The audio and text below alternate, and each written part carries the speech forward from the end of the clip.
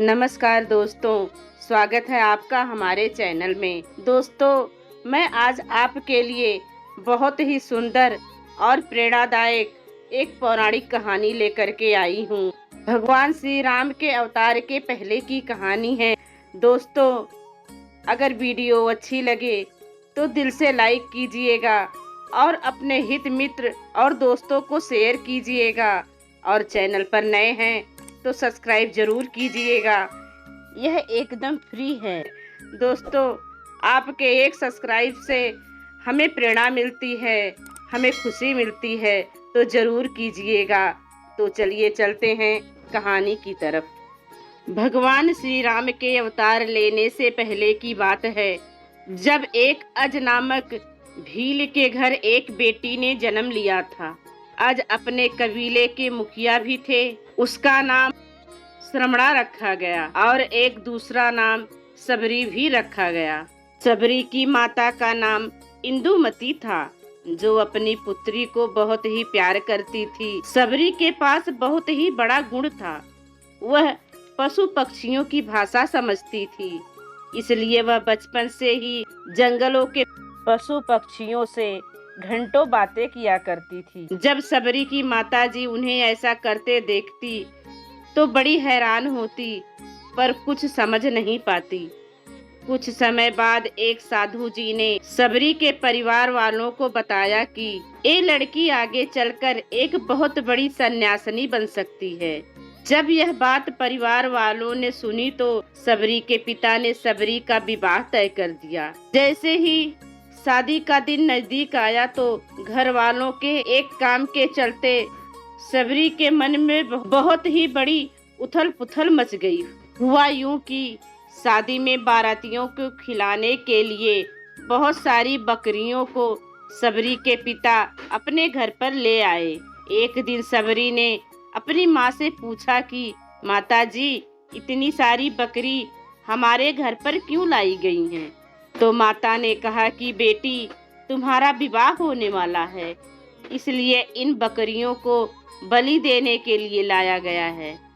तुम्हारे शादी के दिन इन बकरियों की बलि दी जाएगी, फिर इससे स्वादिष्ट भोजन बनाकर सबको परोसा जाएगा। यह सब सुनकर सबरी बहुत दुखी हो गई। काफी देर तक सबरी ने उन जानवरों को देखा। सबरी के मन में उन जानवरों को आजाद करने का ख्याल आने लगा। वह मन ही मन सोचने लगी कि अगर यह जानवर यहाँ नहीं होंगे तो इनकी बलि कैसे होगी, या फिर मैं ही घर से कहीं चली जाती हूँ। जब मैं ही नहीं रहूंगी तो ना विवाह होगा ना बलि होगी, इससे वे मासूम जानवर बच जाएंगे। यही सोचते हुए जानवरों के पास सबरी पहुँची। उसने सोचा कि इन सब को खोल देती हूँ, पर वह उन सब को नहीं खोल पाई। तब उसके बाद सबरी जंगल की एक तरफ को भागने लगी। भागते भागते सबरी ऋषि मुख पर्वत पर पहुंची, जहां पर कई हजारों ऋषि रहा करते थे। सबरी ने सोचा कि इसी जंगल में रहकर वह भी ऋषि मुनियों की सेवा करके अपना जीवन गुजार लेगी। वह चुपचाप उसी जंगल में एक कोने में किसी तरह से रहने लगी। सबरी रोज ऋषि मुनियों की झोपड़ी के आगे झाड़ू लगाती और हवन के लिए लकड़ियां भी लाकर रख देती। ऋषि मुनि ये समझ नहीं पा रहे थे कि जंगल में उनके काम अपने आप कैसे हो रहे हैं। एक दिन सबरी को एक ऋषि ने देख लिया।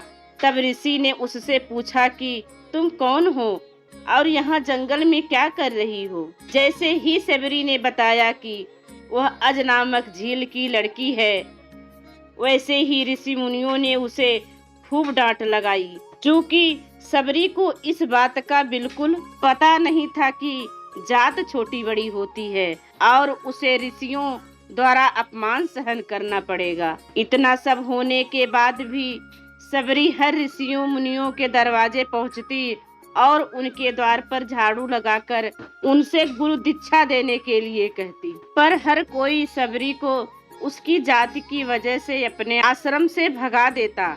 ऐसा करते करते सबरी मतंग ऋषि के आश्रम में पहुंची। वहां पहुंचकर सबरी ने मतंग ऋषि को अपनी इच्छा बतलाई कि वह उनसे गुरु दीक्षा लेना चाहती है। मतंग ऋषि सबरी की जिज्ञासा को देखते हुए उन्हें अपने आश्रम में स्थान दिया और गुरु दीक्षा भी प्रदान की। सबरी ने भी अपने गुरु की सेवा करना ही अपना धर्म मान लिया और जीवन का उद्देश्य भी। वह गुरुकुल के सारे काम करती। उसकी सेवा से प्रसन्न होकर मतंग ऋषि भी उसे अपनी पुत्री जैसा स्नेह करते थे। धीरे धीरे समय बीतता गया। मतंग ऋषि का शरीर बूढ़ा हो गया। उन्होंने एक दिन सबरी को अपने पास बुलाकर कहा कि बेटी, मैं अपनी देह का अब त्याग करूंगा। बहुत साल हो गए हैं इस शरीर में रहते रहते। तब सबरी ने दुखी मन से कहा, गुरुवर, आपके ही सहारे तो मैं इस जंगल में रह पाई हूँ। आप ही चले जाएंगे तो मैं जीकर क्या करूँगी। आप अपने संग मुझे भी चलने की आज्ञा प्रदान करें, मैं भी देह त्याग दूंगी। तब मतंग ऋषि ने समझाया, बेटी, तुम्हें चिंता करने की कोई जरूरत नहीं है। राम तुम्हारी चिंता करेंगे और ध्यान भी रखेंगे। तब सबरी ने राम का नाम सुनने के बाद पूछा कि वो कौन है और उन्हें मैं किस तरह से ढूंढूंगी। तब मतंग ऋषि ने बताया कि राम कोई और नहीं, स्वयं भगवान हैं। वे तुम्हें तुम्हारे सारे अच्छे कर्मों का फल देंगे। तुम्हें उन्हें ढूंढने की कोई जरूरत नहीं। वो एक दिन खुद तुम्हें खोजते हुए इस आश्रम में आएंगे और तुम्हें उनके हाथों से ही मोक्ष प्रदान होगा। तब तक तुम हमारी आज्ञा से इसी आश्रम में रहो। इतना कहकर मतंग ऋषि ने अपना शरीर त्याग दिया। सबरी ने अपने गुरु के वचनों को अपने सर माथे लगाकर उस पर पूर्ण विश्वास करके दिन रात इसी में मगन रहने लगी कि मेरे गुरु की कृपा से स्वयं भगवान दर्शन देने मेरे पास आएंगे।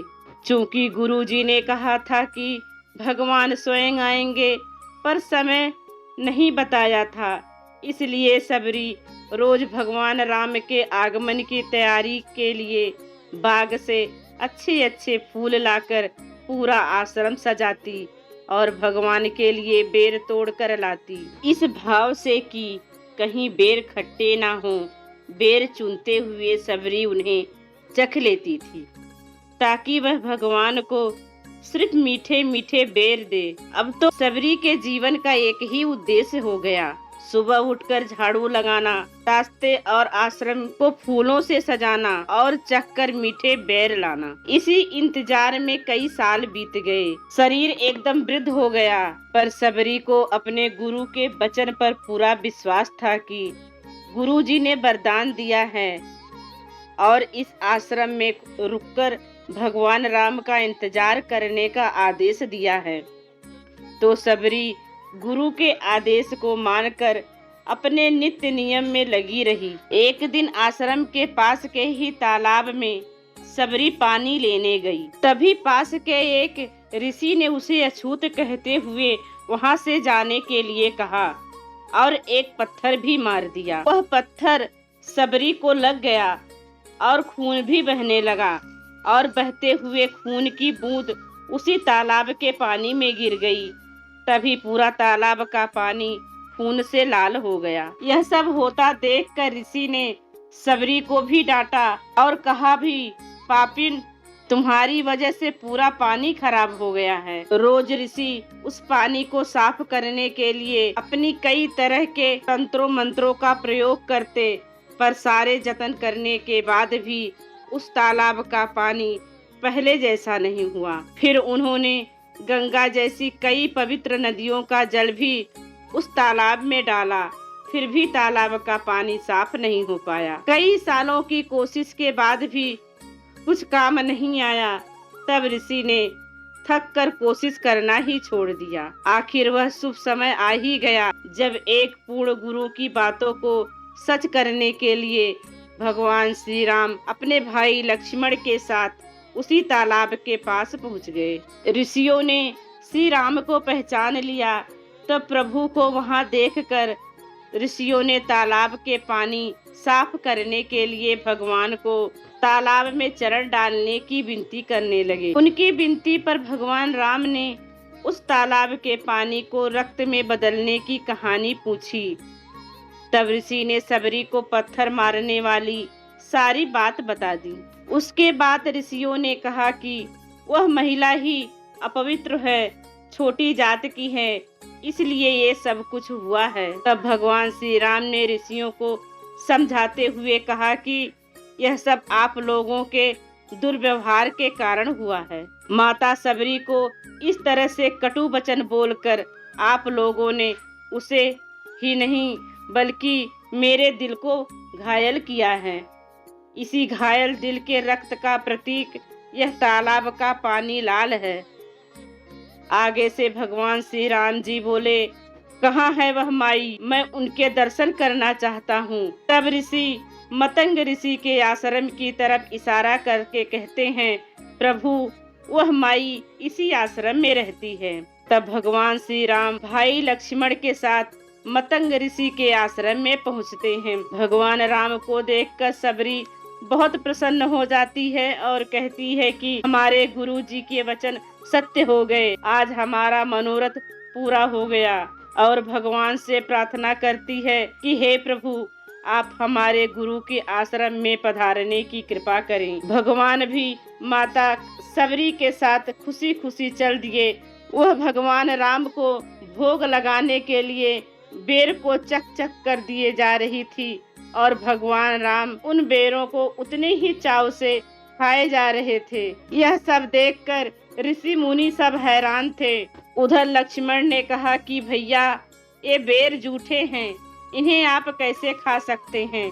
तब भगवान ने जवाब दिया, लक्ष्मण, ये जूठे नहीं बल्कि बहुत मीठे हैं। सबरी माई हम सबके लिए बड़े ही प्यार से तोड़कर लाई हैं। इतना कहते हुए फिर भगवान वो बेर खाने लगते हैं। तब भगवान राम ने माता सबरी से कहा कि माई, आप ऋषियों की सेवा के लिए अपने चरण का स्पर्श उस तालाब में करके उसे फिर से पीने योग्य बनाने की कृपा करो। अपने प्रभु के आदेश का पालन करती हुई माता सबरी ने अपने चरण जैसे ही तालाब में डाले, उसका पानी पुनः पीने योग्य हो गया। तब भगवान ने ऋषियों से कहा कि हर कोई अपने कर्मों के अनुसार नीच या ऊंच होता है, किसी जाति के कारण से नहीं।